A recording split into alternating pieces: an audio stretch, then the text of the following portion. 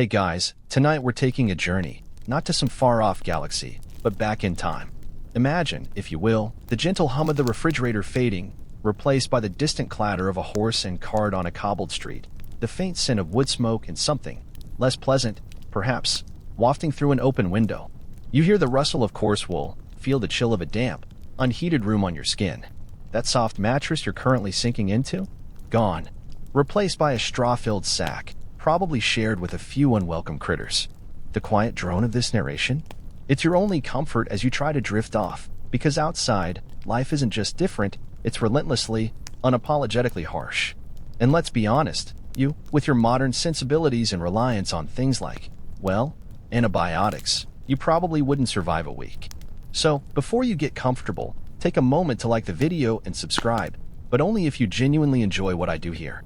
And if you're up for it, drop your location and local time in the comments. It's always fascinating to see where you're all listening from. Now, dim the lights, maybe turn on a fan for that soft background hum, and let's ease into tonight's journey together. Tonight, you find yourself not in your cozy bed, but slumped against a wall somewhere in Tudor England. The year is, say, 1530. The air itself feels heavy, thick with the unwashed scent of humanity, animal waste, and the ever-present stench of, well, everything else. You've woken up with a tickle in your throat, a vague ache in your joints. Nothing major, you think. Maybe just a slight cold. Oh, you sweet, naive soul. This isn't a cold, it's a death sentence waiting for its turn. You see, the first, most immediate, and utterly inescapable reason you wouldn't last in Tudor England is disease. It's not just a problem, it's the problem. Imagine trying to fight off an infection with nothing more than a prayer and perhaps a poultice made of herbs and questionable substances. Your modern immune system, coddled by vaccinations and germ-free environments, is completely unprepared for the microbial onslaught. Smallpox, typhus, dysentery, the plague. These aren't just historical footnotes. They're your daily companions, lurking in every puddle, clinging to every handshake, carried on every breath. A simple cut from a thorn while gathering firewood? That's not just a cut. It's a potential pathway for gangrene, for a fever that will quickly spiral out of control. Your body, accustomed to a swift recovery from even serious bacterial infections thanks to penicillin, would be utterly defenseless. Mainstream historical fact time. The average life expectancy in Tudor England was somewhere in the late 30s, perhaps even lower if you consider infant mortality. That's not to say people didn't live longer, but the sheer number of early deaths dragged that average down dramatically. Your chances of reaching what we consider middle age were slim, and even if you did, you'd likely be riddled with the effects of malnutrition and repeated bouts of illness. Now for a quirky tidbit. Historians still argue whether the prevalence of certain superstitions, like carrying specific amulets or charms, was a genuine attempt at protection against disease or simply a psychological coping mechanism in a world where medicine offered so little. Perhaps a bit of both, don't you think? You might find yourself clutching a dried toad or a piece of holy wood, not out of firm belief, but out of sheer, desperate hope. Your minor cough worsens. You start to feel hot, then cold, then hot again. There's no quick trip to the doctor, no pharmacy down the street. The local physician might bleed you, believing it will balance your humors, or perhaps suggest a strong purgative to expel the sickness. Both treatments are more likely to weaken you further than help. You'd be lying there, sweating on your straw mattress, the smell of your own sickness mingling with the general mustiness of the room, listening to the sounds of the street outside and realizing, with a chilling clarity, that there's absolutely nothing you can do. No modern diagnostics, no understanding of germ theory. You're just a vessel for whatever invisible enemy has decided to take root. The concept of hand washing to prevent the spread of disease? Utterly alien. Wastewater disposal? Often just out into the street. It's a microbial free-for-all, and your pampered modern system is the ultimate underdog. You wouldn't even know what you were fighting, let alone how to win. So, you're still alive, somehow. Perhaps the Tudor microbes haven't quite finished their scouting mission on your immune system. But now you're hungry. And this isn't your, I could really go for some sushi hunger. This is the gnawing, pervasive ache that comes from a diet that is not only monotonous, but often insufficient. Forget the diverse, calorie-rich, and perfectly portioned meals you're used to. In Tudor England, your daily bread was, well, literally your daily bread. And not the artisan sourdough you might pick up from a fancy bakery. We're talking about a coarse, often stale, dark loaf, made from barley or rye, sometimes mixed with peas or even sawdust if grain harvests were poor. It was dense, it was filling, and it was pretty much all you had. Your breakfast, if you were lucky enough to get one, might be a hunk of this bread washed down with ale. Yes, even children drank ale, as water was often too contaminated to drink safely. Lunch and dinner would follow a similar pattern, perhaps with some pottage, a thick soup made from whatever vegetables were available. Think cabbages, leeks, onions, simmered for hours with oats or peas. Meat was a luxury, a treat for feast days, or if you were wealthy enough to own land and livestock. For the vast majority, a scrawny chicken or a piece of tough, salted beef was a rare indulgence.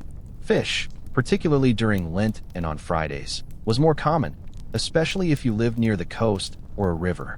But even then, it was often preserved with salt, making it incredibly tough and, frankly, unappetizing by modern standards. Mainstream historical fact: the average Tudor diet was significantly lower in calories and much less varied in nutrients than a modern diet. This led to widespread nutritional deficiencies, impacting everything from physical growth to immune function.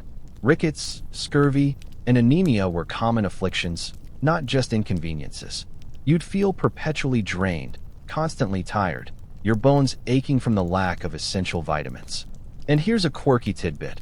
While the wealthy might feast on roasted swan or peacock, complete with their feathers reattached for presentation, the poor might supplement their meager diet with foraged plants or even, out of desperation, things like rats or sparrows. Imagine trying to make a gourmet meal out of that. Tonight's special, foraged nettle soup with a side of urban wildlife. You'd probably look at a modern-day vegan and wonder what on earth they were doing, actively choosing to avoid meat when it was such a precious commodity. Historians still argue whether the perceived simplicity of the Tudor diet was a matter of choice or simply a stark reflection of limited resources and agricultural practices. Crop failures were a constant threat. A bad harvest meant not just higher prices, but outright famine. If the wheat didn't grow or the barley was blighted, you weren't just going to the store for alternatives. You were facing starvation. You'd see your neighbors, perhaps even your family, grow weaker, their faces gaunt, their bodies skeletal.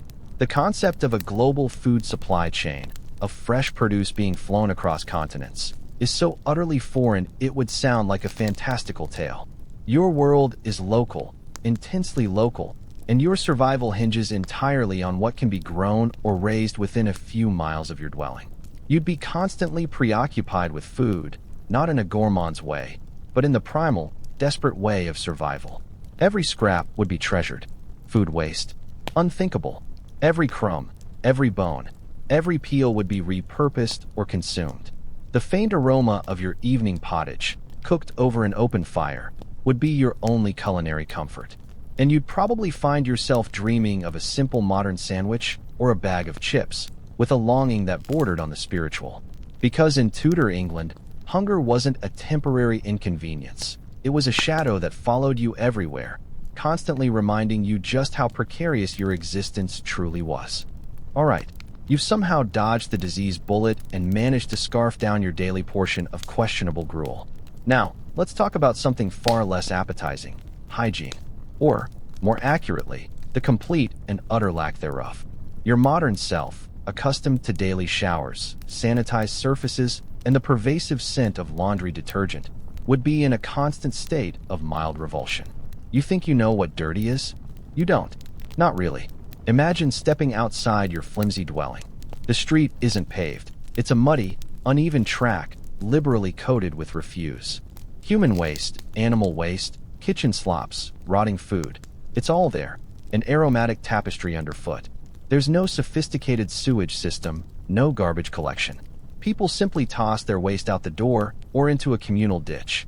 The air hangs heavy with the stench, a potent cocktail that would make your stomach churn. You'd quickly learn to breathe through your mouth, though even that offers little respite. Bathing, a rare and often dreaded event. For most, a full body wash might happen once a month, or even less frequently, depending on the season and access to clean water, which, as we've discussed, was a precious commodity. You wouldn't have soap as you know it. Instead, lye or ash might be used, which would strip your skin and leave it feeling raw. And forget about hot water on demand. Heating water meant building a fire, waiting for it to boil, and then carefully transferring it to a tub, a labor-intensive chore that simply wasn't worth the effort for daily ablutions. You'd feel perpetually greasy, your hair matted, your clothes stiff with accumulated grime. Mainstream historical fact: personal hygiene practices were rudimentary at best, and public health understanding was almost non-existent. This contributed directly to the rapid spread of diseases, turning even minor ailments into widespread epidemics. The concept of germ theory wouldn't emerge for centuries, so people genuinely didn't connect filth with illness in the way we do today. Here's a quirky tidbit. While the wealthy might occasionally use perfumed waters or sachets of herbs to mask body odor, for the average person, strong natural body odor was simply the norm. In fact, it's rumored that some people even believe the layers of dirt and grime on their skin provided a protective barrier against illness. Historians still argue whether this was a genuine belief or simply a convenient rationalization for a very unsanitary existence. You'd probably develop a whole new appreciation for your deodorant. And your washing machine. Oh, for a washing machine. Your clothes would be made of wool or linen, heavy and difficult to clean. They'd be worn for days, weeks, even months without washing.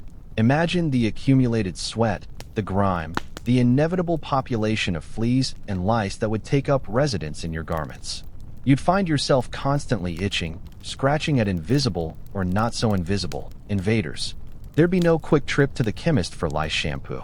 You'd simply have to live with them, trying to comb them out with a fine-toothed comb, perhaps even resorting to singeing your hair, if you were desperate. And oral hygiene? Non-existent. Tooth decay was rampant, and bad breath was a given. Your teeth, if you still had them, would be stained and likely riddled with cavities, leading to constant pain and infection. You wouldn't be able to just pop a painkiller.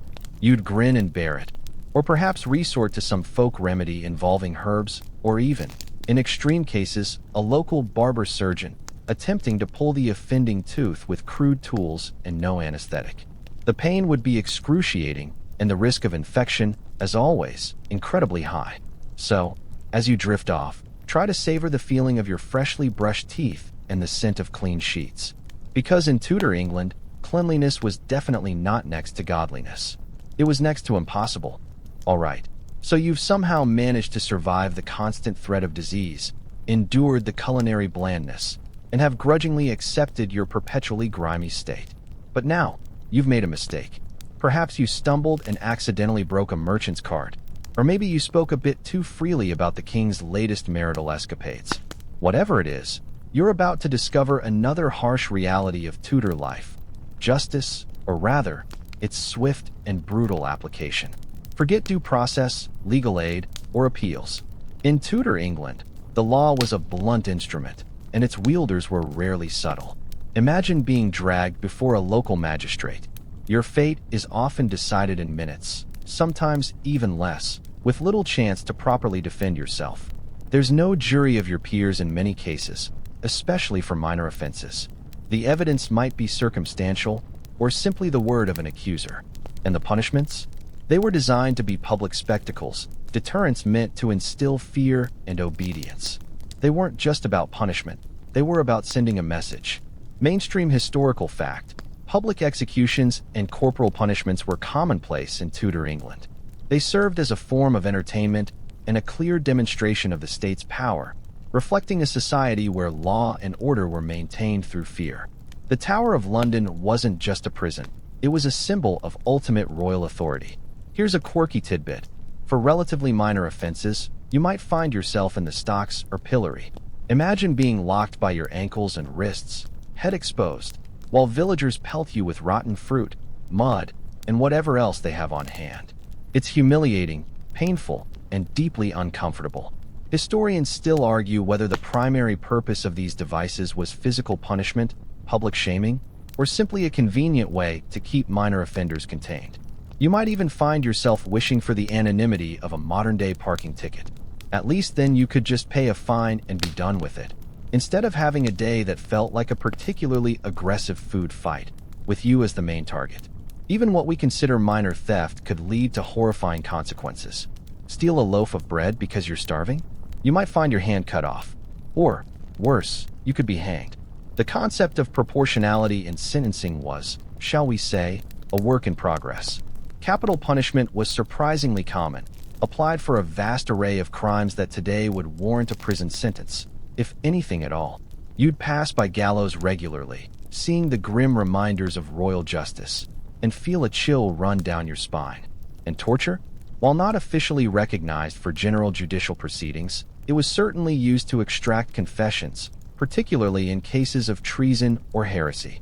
Imagine being subjected to the rack, your limbs stretched agonizingly, or the thumbscrews, designed to crush your digits. The pain would be unimaginable, and the likelihood of confessing to anything, true or not, would be incredibly high. There's no Miranda rights, no right to remain silent without prejudice. Your silence could be interpreted as defiance, inviting even harsher treatment. The local constable might not be the friendly face you see on modern television. They were often brutal, enforcing the law with little oversight. Corruption was rampant, and your ability to gain justice could depend heavily on your social standing or whether you could bribe the right person. You'd quickly learn to keep your head down, your opinions to yourself, and your hands strictly off anything that didn't belong to you. Because in Tudor England, the law wasn't designed to protect your rights. It was designed to enforce order, often at any cost, and you were just another pawn in its relentless game. So, you've somehow navigated the treacherous legal landscape of Tudor England without losing a limb or your head. Congratulations. Now, let's talk about how you'd spend your waking hours, which is to say, pretty much all of them.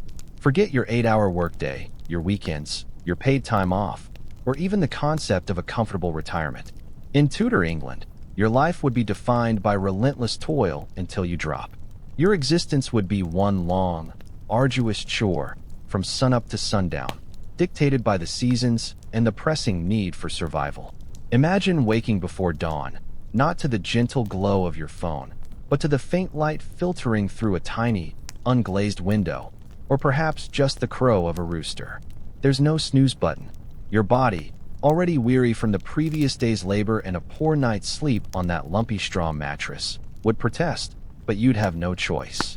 If you were a peasant, which is highly probable, your day would be spent in the fields, plowing with oxen, sowing seeds by hand, scything wheat, pulling weeds, digging trenches. It was all back-breaking, muscle-aching work. And it was all done manually, with crude tools. No tractors, no automated harvesters, not even a decent pair of gloves. Your hands would be calloused, cracked, and perpetually sore. Mainstream historical fact: agriculture was the dominant industry in Tudor England, employing the vast majority of the population. Life was intrinsically tied to the land and its rhythms, meaning long hours of manual labor were the norm for most people.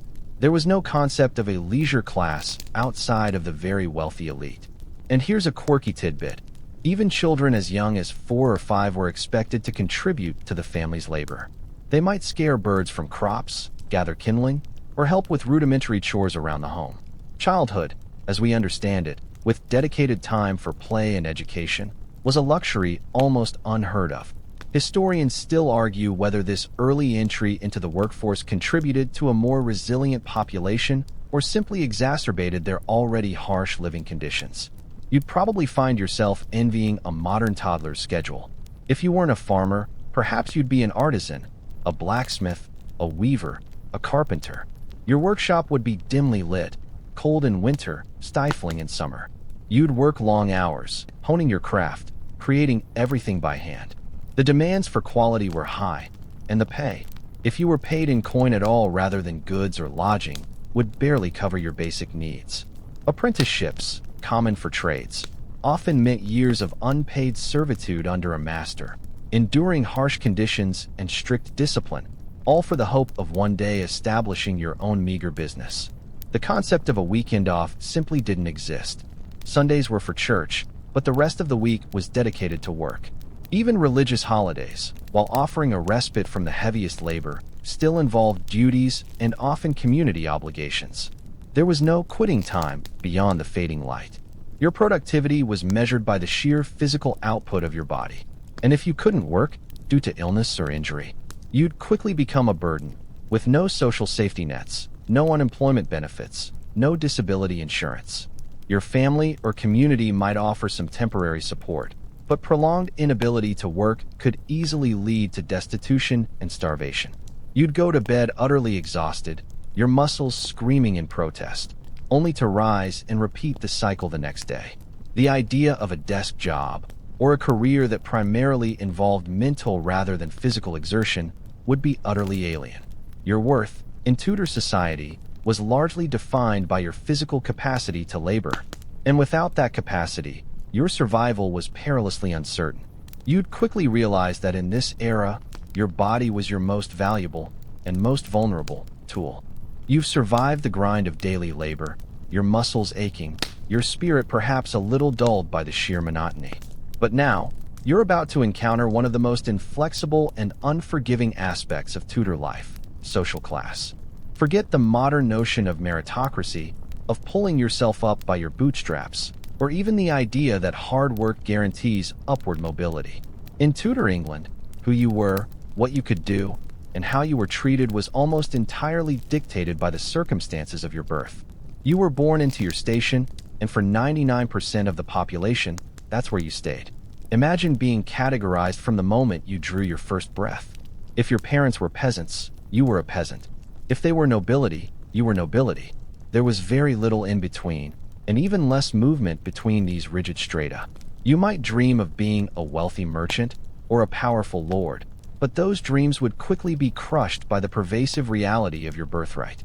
Your clothes, your diet, your speech, your education, even the way you walked, everything marked you as belonging to a specific tier. Mainstream historical fact: Tudor society was highly hierarchical, with the monarch at the top, followed by the nobility, gentry, yeomen, and finally, the vast majority of the population who were laborers or paupers. This system, known as the Great Chain of Being, was believed to be divinely ordained, making social mobility incredibly rare. Here's a quirky tidbit. Even the language used to address people differed wildly based on their rank. You wouldn't just call a lord sir. There were intricate titles and forms of address that you had to master to avoid grave offense. And for the lower classes, you'd be addressed by your first name, or a simple goodwife, or goodman. Historians still argue whether the strictness of this social hierarchy provided a sense of stability, however brutal, or actively suppressed individual potential and innovation. You'd probably find yourself accidentally addressing someone incorrectly, leading to a swift, humiliating, and potentially dangerous dressing down. Your opportunities were severely limited by your birth. If you were a peasant, you would farm. Your children would farm. Their children would farm. The idea of choosing a different career path, or even moving to a new village for better prospects, was largely out of reach. Land was the basis of wealth and power, and it was concentrated in the hands of the elite. You owned little or nothing, and your labor was often tied to the land of a local lord. You were, in essence, a cog in a very large, slow-moving feudal machine. Even if you somehow managed to accumulate a small amount of wealth through extraordinary luck or skill, breaking into the next social tier was incredibly difficult. The gentry, the class just below the nobility, guarded their status fiercely. Marriage outside your class was frowned upon, if not outright forbidden. And mixing with those of a lower station could tarnish your own reputation. There was a constant, subtle pressure to conform to the expectations of your birth, to know your place and stay in it. The very concept of individual rights, as we understand them, was nascent at best, and certainly didn't apply equally across all social strata. A lord could act with relative impunity against his tenants, while a peasant had little recourse if wronged. Your identity was not just personal, it was intrinsically linked to your lineage and the role society had prescribed for you. You would live and die within the confines of your class, your entire existence shaped by an invisible, yet unbreakable, chain of tradition and inherited status. And as you try to drift off tonight, think about the freedom you have to be whatever you want to be, because in Tudor England, that simply wasn't an option. All right, you're still here, still grappling with the realities of disease, hunger, endless toil, and being perpetually stuck in your assigned social slot. Now, let's talk about what you're wearing. Forget your comfortable, breathable t-shirts, your stretchy jeans, or your carefully chosen athletic wear. In Tudor England, your fashion would be a constant source of discomfort, restriction, and sometimes outright unhealthiness. Clothing wasn't just about covering your body. It was a statement of your status, a reflection of the era's rigid social order, and a practical, though often impractical, response to the climate. Imagine being encased in layers of heavy wool or coarse linen, regardless of the weather. For men, this often meant a tunic or doublet, breeches, and heavy hose. Women would be burdened with multiple petticoats, a kirtle, and often a tightly laced bodice or stays. These weren't designed for comfort. The stays, in particular, would compress your torso, restricting your breathing and movement. Forget deep, relaxing breaths. You'd be taking shallow gasps, your ribs aching by the end of the day.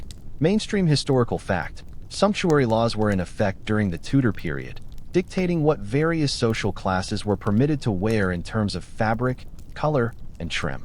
These laws were designed to reinforce the social hierarchy and prevent people from dressing above their station.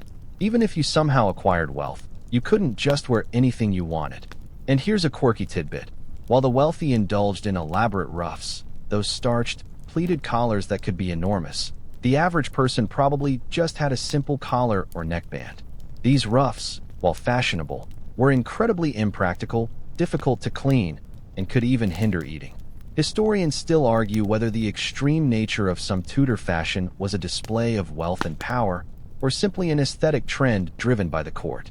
You'd probably look at a nobleman in one of those giant ruffs and wonder how on earth he managed to get through a doorway, let alone eat a meal, without getting gravy on his neckline. Your shoes would be simple, likely made of stiff leather, and certainly not designed for arch support or cushioning. Walking long distances on uneven, muddy ground in these would quickly lead to blisters, foot pain, and perhaps even deformities. And waterproof? Forget about it. Your feet would be perpetually damp in wet weather, leading to chilblains and fungal infections. Think about the sheer weight of the clothing. Layers upon layers, designed to keep you warm in drafty, unheated homes, and to cover the various undergarments that were rarely washed. The fabric was often rough against the skin, leading to chafing and irritation, especially with the lack of personal hygiene we've already discussed. And changing outfits? Not a daily occurrence. You'd wear the same clothes for days, if not weeks, accumulating dirt, sweat, and whatever else came your way. The concept of fast fashion would be utterly incomprehensible. Your clothes were an investment, meant to last for years, patched and repaired until they simply fell apart. You'd find yourself constantly adjusting, pulling at restrictive bodices, trying to get comfortable in scratchy wool. And in summer, the heat would be almost unbearable under all those layers, with no lightweight, breathable fabrics to offer respite. You'd sweat profusely, and that sweat would linger, absorbed by the heavy cloth, creating a perpetually clammy and uncomfortable sensation. Your idea of a bad outfit day would transform into a "this outfit might actually be making me ill" day. And as you prepare to sleep, feeling the soft embrace of your pajamas, you'd truly appreciate the freedom and comfort of modern attire, a luxury utterly unknown to the average Tudor individual. Okay, you're still stubbornly clinging to life, despite the disease, the meager food, the stench, the harsh justice, the back-breaking labor, and those unbelievably uncomfortable clothes. Now, let's address something that most of you take for granted: education. In Tudor England, the opportunity to learn to read, write, or even engage in intellectual pursuits was a rare and precious privilege, almost entirely dependent on your social standing and gender. For the vast majority, the world of books and knowledge remained a closed door. Imagine growing up in a world where your lessons consisted of practical skills: how to sow seeds, mend a fence, spin wool, or perhaps prepare a simple meal. Your classroom was the fields, the workshop, or the hearth. There were no public schools as we know them, no universal curriculum, and certainly no expectation that every child would learn to read and write. If you were born into a peasant family, your literacy would be non-existent and, frankly, unnecessary for your daily survival. Your knowledge would be passed down orally through generations of practical experience. Mainstream historical fact: literacy rates in Tudor England were very low, especially among the lower classes and women. While there was a rise in grammar schools during the period, these were primarily for boys from wealthier families, aimed at preparing them for university or careers in the church or law. And here's a quirky tidbit: Even if you could read, books were incredibly expensive. Printing was still a relatively new technology, and books were not mass-produced in the way they are today.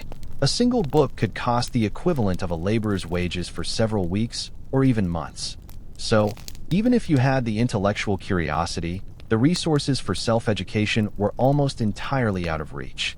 Historians still argue whether the limited access to education was a deliberate strategy by the ruling class to maintain control or simply a reflection of the economic and social realities of the time. You'd probably find yourself longing for a simple library, or even just a cheap paperback.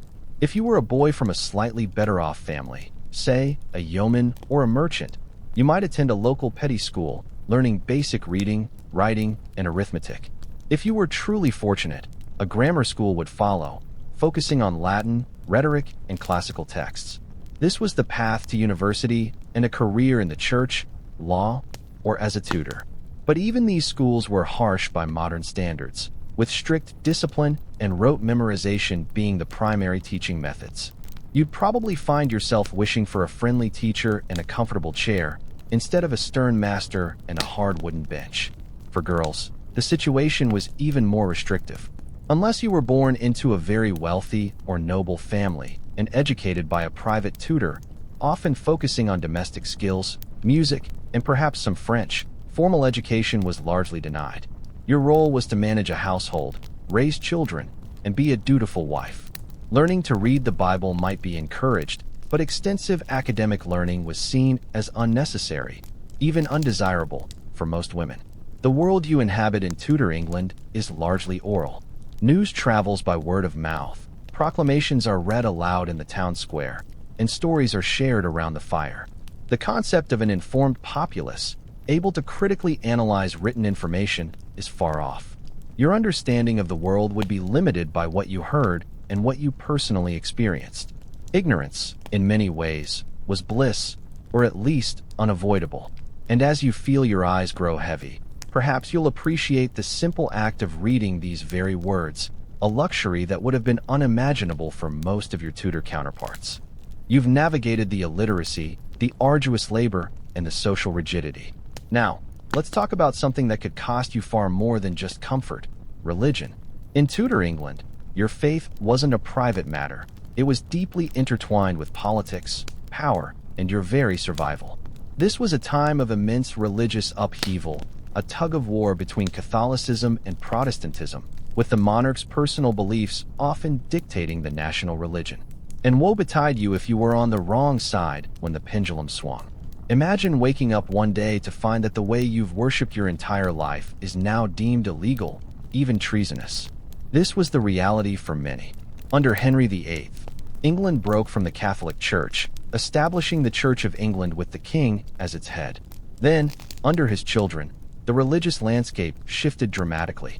Edward VI brought in more radical Protestant reforms. Mary I brutally re-established Catholicism, burning Protestants at the stake. And finally, Elizabeth I forged a middle path, aiming for Protestantism with some Catholic elements, but still persecuting those who wouldn't conform. You'd be living in a constant state of anxiety, wondering if your neighbor might denounce you for clinging to the old ways, or for embracing the new heresy. Mainstream historical fact: the Tudor period was marked by significant religious turmoil, including the English Reformation. People were persecuted, imprisoned, and executed for their religious beliefs, highlighting the close link between faith and political power. Compliance with the established church was often a matter of life or death. And here's a quirky tidbit: even seemingly minor acts could be interpreted as religious defiance. Refusing to attend the newly mandated church services or holding a Catholic Mass in secret could lead to severe penalties. Recusancy fines, for example, were levied against those who refused to attend Anglican services, effectively bankrupting many Catholic families. Historians still argue whether the religious persecutions were primarily driven by genuine theological conviction or were largely political moves to consolidate power and control dissent. You'd probably find yourself praying in whispers, checking over your shoulder, and carefully choosing your words in every conversation, even with family.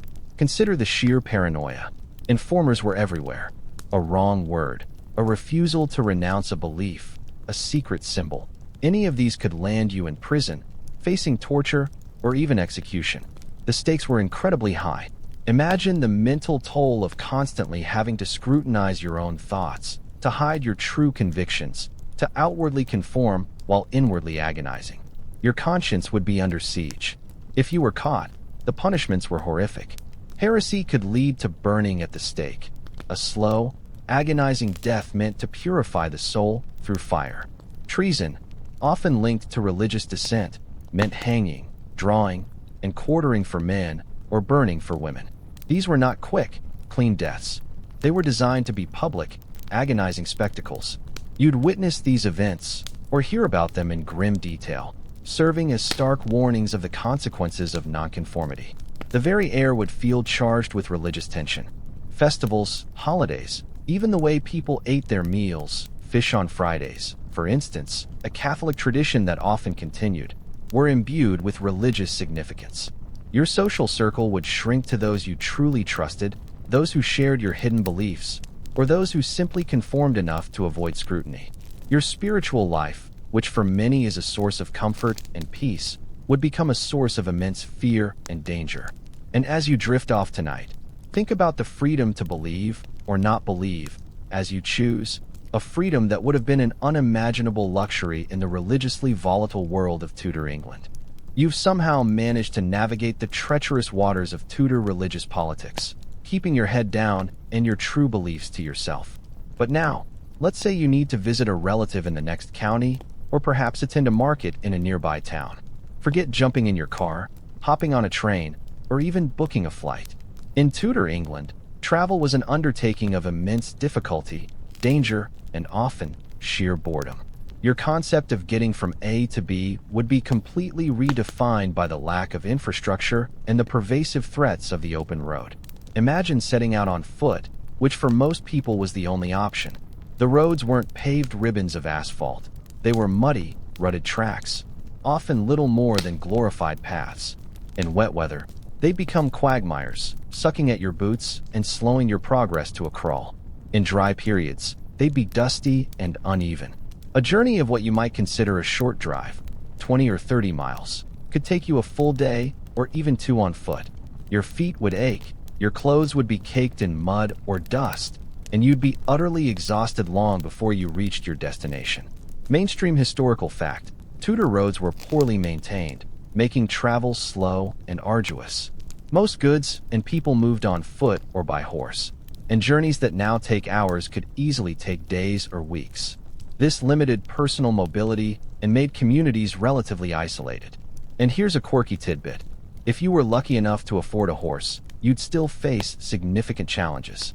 Inns, while available, were often rudimentary, providing basic shelter and food for both rider and beast. They were also notoriously unsafe, often frequented by unsavory characters. Historians still argue whether the perceived danger of highwaymen was exaggerated by popular ballads and tales, or if it was a genuine, pervasive threat for travelers carrying any valuables. You'd probably find yourself eyeing every stranger with suspicion, clinging tightly to any meager coin purse you possessed. Navigation was rudimentary at best. No GPS, no detailed maps in your pocket. You'd rely on local knowledge, landmarks, and perhaps the occasional signpost if you were fortunate. Getting lost was a genuine possibility, especially in unfamiliar territory. And outside the immediate vicinity of towns, the countryside could be wild and unforgiving, with forests and fens that offered little in the way of guidance or comfort. The dangers weren't just physical. Bandits and highwaymen preyed on travelers, especially those who appeared to have any wealth. A journey could easily turn into a robbery, or worse. There was no organized police force to call upon, no emergency services. Your safety was entirely your own responsibility, and if you encountered trouble, you were largely on your own. Even river travel, while sometimes faster for goods, presented its own hazards, from treacherous currents to unreliable boats.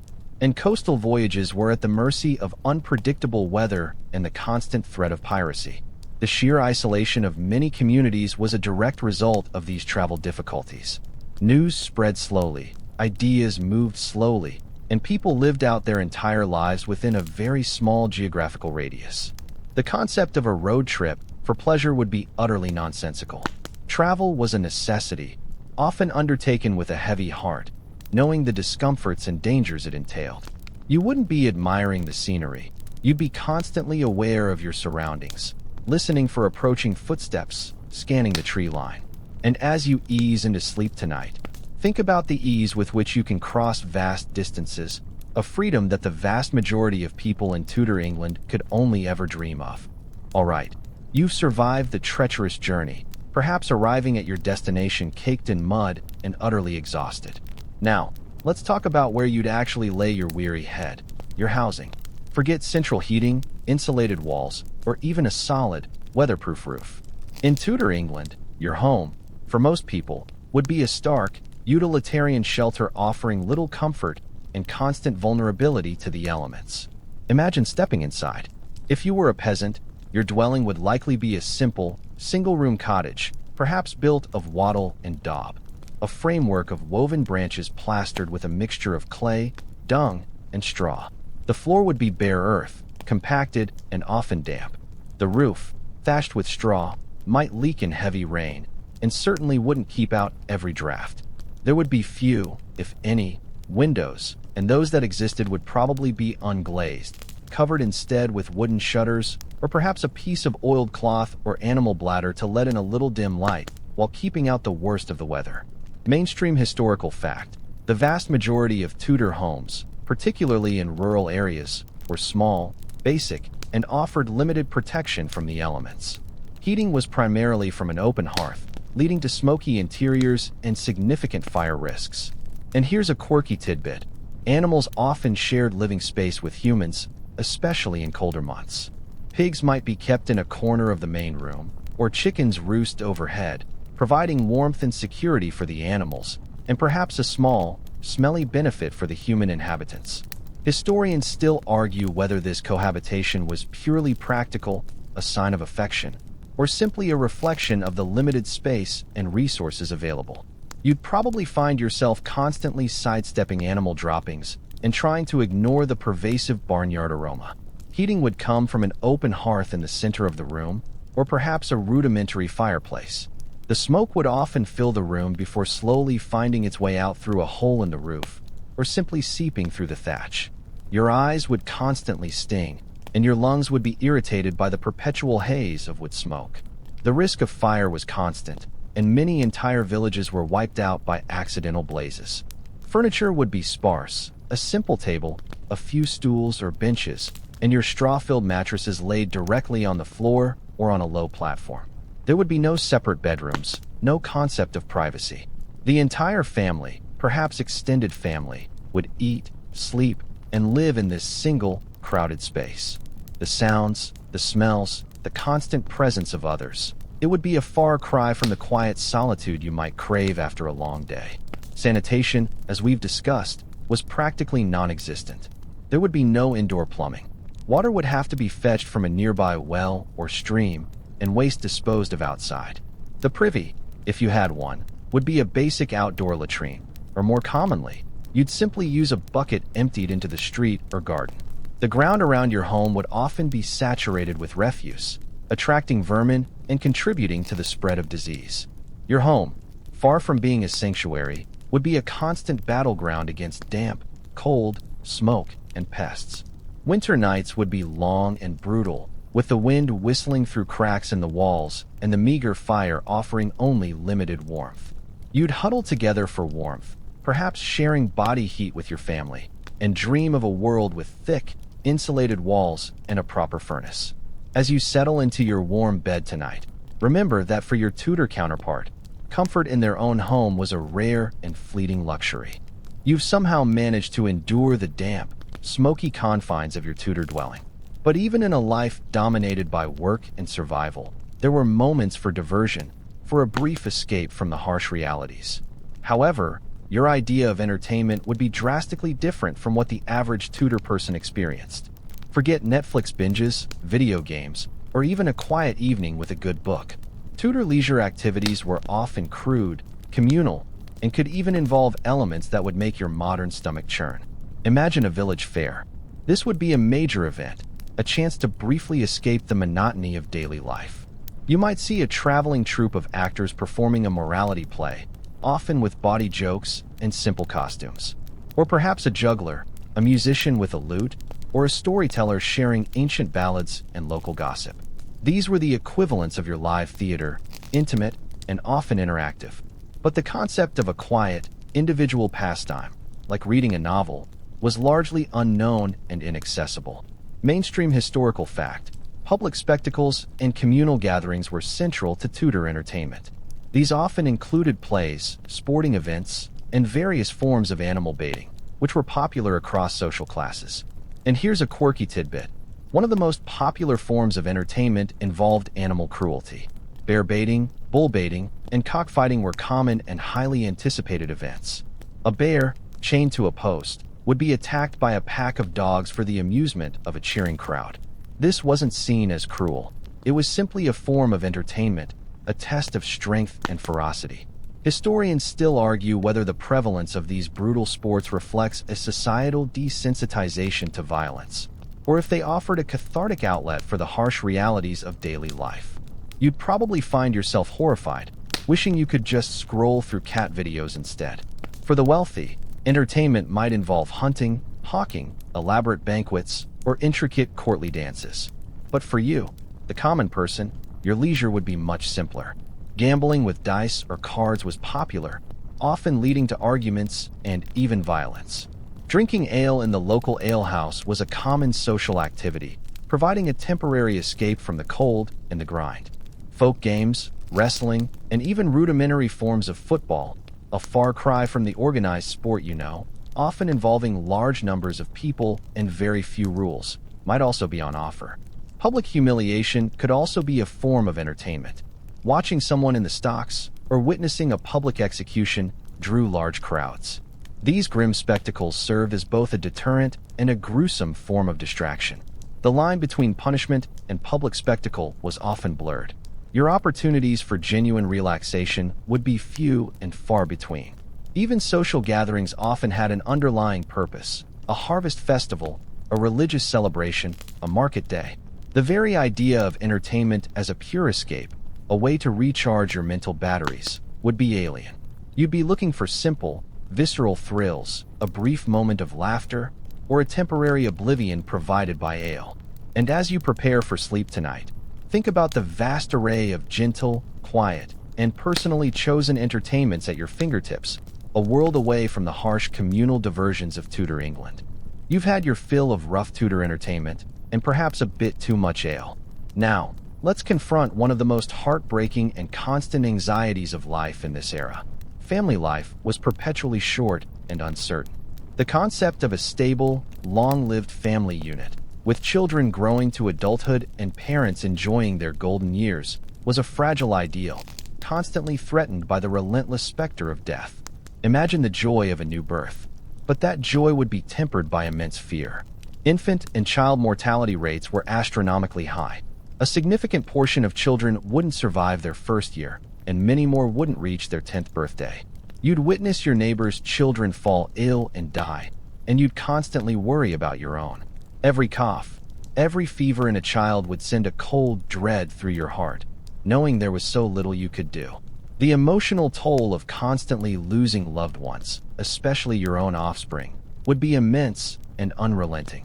Mainstream historical fact: high rates of infant and child mortality were a defining characteristic of the Tudor period. Diseases, poor nutrition, and lack of medical care meant that a significant percentage of children did not survive to adulthood, deeply impacting family structures. And here's a quirky tidbit. It was common for parents to have many children, partly as an insurance policy against these high mortality rates.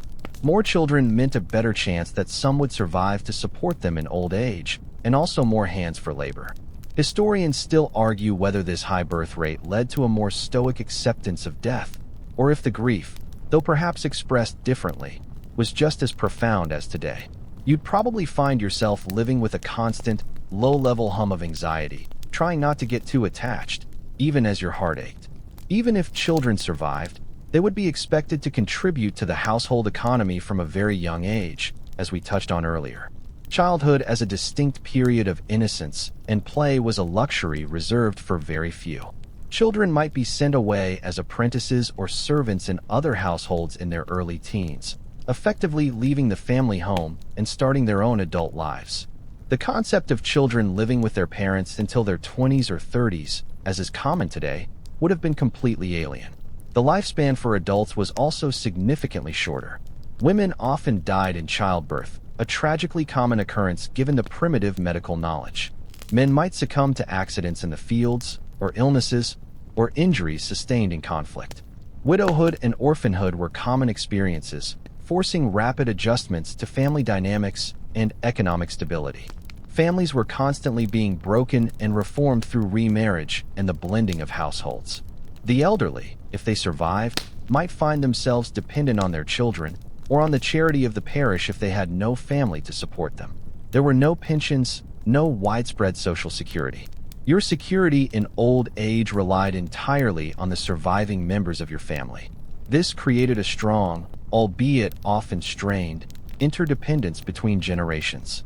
Your family, in Tudor England, was your primary social and economic unit. It was your support network, your labor force, and often your only source of comfort. But it was also incredibly vulnerable, subject to the whims of disease, famine, and accident. The love and bonds were there, of course, but they were forged in a crucible of constant uncertainty, where every day was a gift and every survival a minor miracle. As you settle into your safe and secure bed tonight, think about the enduring stability of your own family, a blessing that many in Tudor England could only briefly experience before it was tragically disrupted. You've witnessed the fragility of family bonds in an era defined by high mortality. But even if disease and hard labor didn't claim your loved ones, another omnipresent threat loomed large: warfare. While not every year saw large-scale battles, the threat of conflict, both internal rebellions and international skirmishes, was a persistent reality in Tudor England. And even if you weren't a soldier, the impact of war would inevitably ripple through your daily life, bringing hardship, fear, and disruption. Imagine living with the constant awareness that your village could be ravaged by marching armies, or that your sons, brothers, or even your husband could be conscripted into service. There was no professional standing army as we understand it. Instead, forces were raised as needed, often through impressment, forced recruitment, or by feudal obligations. Your young, inexperienced relative could suddenly be torn from the fields and thrust into the brutal reality of battle, armed with rudimentary weapons and even less training. Mainstream historical fact: the Tudor period saw various conflicts, including the end of the Wars of the Roses, skirmishes with Scotland, and tensions with continental powers like France and Spain, culminating in the Spanish Armada. These conflicts, whether internal or external, had significant societal impacts beyond just the battlefield. And here's a quirky tidbit: even when there wasn't open warfare, the English government was constantly preparing for it. Coastal towns often had rudimentary defenses, and citizens were expected to maintain certain weapons or be ready for militia duty. Think of it as a low-grade, perpetual state of emergency. Historians still argue whether the constant threat of war fostered a stronger sense of national identity, or simply contributed to a pervasive climate of fear and uncertainty. You'd probably find yourself eyeing every stranger, wondering if they were friend or foe, or if their presence heralded the approach of conflict. The economic impact of war was immediate and severe. Food supplies would be requisitioned for troops, leading to shortages and inflated prices in civilian areas. Your meager harvest, already barely sufficient, might be seized to feed soldiers. Trade routes could be disrupted, cutting off essential goods and limiting opportunities for income. You'd feel the pinch directly in your stomach and your empty coin purse. Then there's the direct danger. While large-scale battles might be geographically confined, smaller skirmishes, banditry by demobilized soldiers, or the plundering of desperate troops could affect any rural area. Your home could be looted, your family threatened, your carefully accumulated possessions stolen. There was no Geneva Convention, no rules of engagement protecting civilians. You were simply collateral damage. The emotional toll would be immense. The constant dread of a loved one being called to war, the agonizing wait for news that might never come, or worse, the arrival of a grim messenger bearing tidings of death. Families would be shattered, livelihoods destroyed, and communities left to pick up the pieces.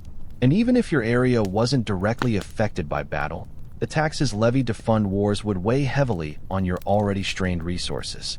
So, as you drift off to sleep tonight, in a world where global conflicts often feel distant and abstract, remember that in Tudor England, warfare was a very real, very personal threat, capable of turning your precarious existence upside down with chilling speed and brutality. You've braved the disease, the hunger, the grime, the injustice, the endless toil, the rigid class system, the uncomfortable clothes, the lack of education, the religious paranoia, the dangerous travel, the dismal housing, the brutal entertainment, and the constant threat to your family. Each of these alone would be enough to break the modern you. But now, let's turn to the invisible, yet deeply pervasive, hardship, the toll all of this would take on your mental health. In Tudor England, the concept of psychological well-being was almost entirely unacknowledged, misunderstood, and certainly unsupported.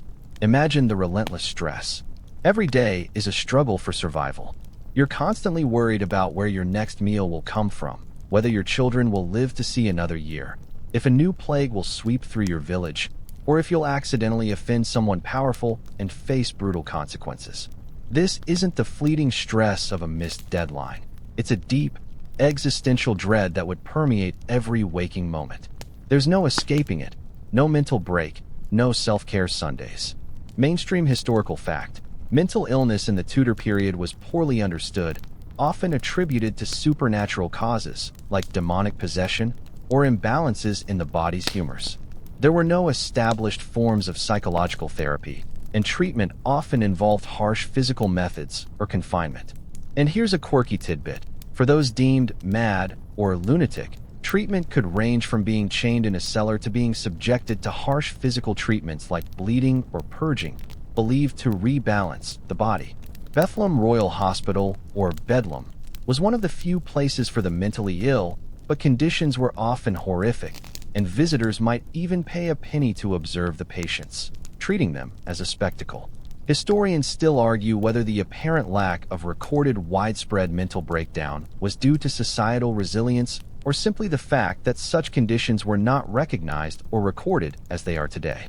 You'd probably find yourself hiding any signs of distress, knowing that showing vulnerability could lead to ostracization or worse.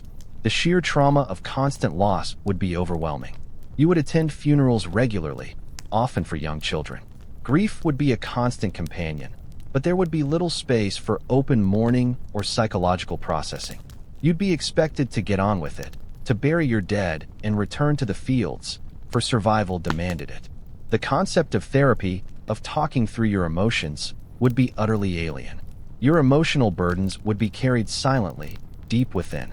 Isolation, despite living in crowded conditions, could also be profound.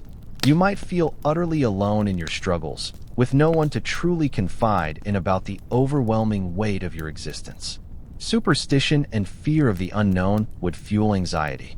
The unpredictable nature of life, a sudden illness, a crop failure, a brutal punishment, would leave you feeling powerless, at the mercy of forces beyond your control. This constant powerlessness, the lack of agency over your own life, would be deeply corrosive to your spirit. Even the simple pleasure of sleep, often a balm for modern minds, would be elusive. The cold, the hard bed, the constant itching from pests, the noise, the sheer physical pain, all would conspire against restful slumber. And without proper rest, your mind would struggle even more to cope with the relentless demands of the day. You would be perpetually exhausted, both physically and mentally, living a life of quiet desperation. So, as you finally drift off, feel the profound relief of living in an age that, for all its challenges, at least acknowledges the unseen battles within the mind. In Tudor England, your spirit would be as vulnerable as your body, constantly under assault, with no understanding, no support, and no respite. And now, as the last echoes of Tudor life fade, feel the warmth of your own bed, the softness of your pillow. Let the chill of those damp, smoky cottages dissipate from your mind. The sounds of distant hooves and market cries are replaced by the gentle hum of your modern world, the comforting silence of your own space. You are safe. You are warm. You are fed. The worries of disease, the anxieties of hunger, the constant fear of injustice, they are all just shadows of a past long gone, no longer lurking outside your door. Let your breath deepen. Feel your muscles soften. The heavy weight of history begins to lift, replaced by a lightness, a profound sense of security. Allow your mind to clear, letting go of every last thought of scratchy wool and muddy roads. Just peace, just quiet. Drift deeper now, into the soft embrace of slumber. End of script. Sweet dreams.